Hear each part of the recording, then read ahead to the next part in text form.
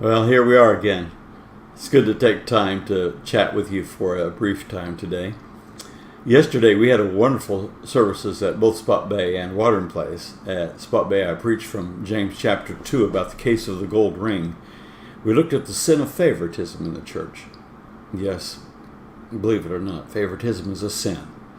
In verse 9, James says, "But if you have respect of persons, you commit sin and are convinced of the law as transgressors."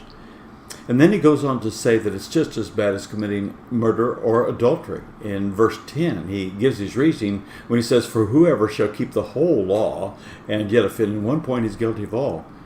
It's a sin that's commonly committed by many Christians, but they don't seem to realize that they have terribly offended God. As James says in verses 6 and 7, "But you have despised the poor.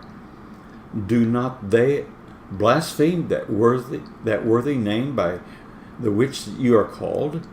And then he goes on in verse 8 and he says, "If you fulfill the royal law according to the scriptures, thou shalt love thy neighbor as thyself, you do well." Last night at Watering Place, we visited the little book of Obadiah, and I read the whole book to them.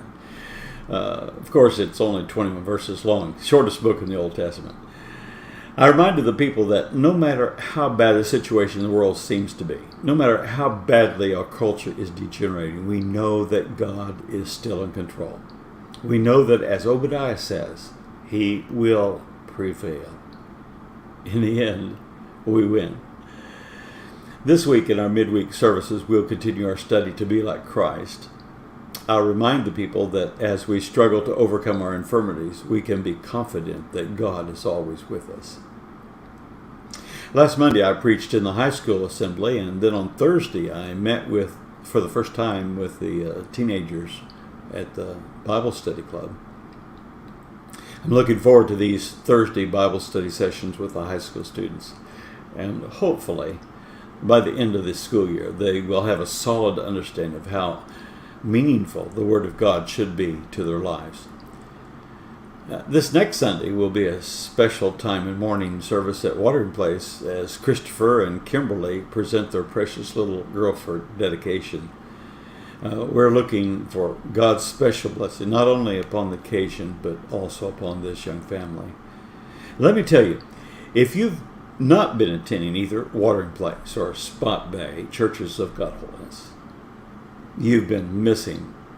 There's some very special times. God is blessing. We have enjoyed wonderful times of His visitation as we have worshiped Him. I encourage you to determine right now, that beginning this week, that you will begin going to services regularly at one of our churches. And I'm confident that it will be a decision that you'll be happy that you made. We'll look for you there. God bless you richly.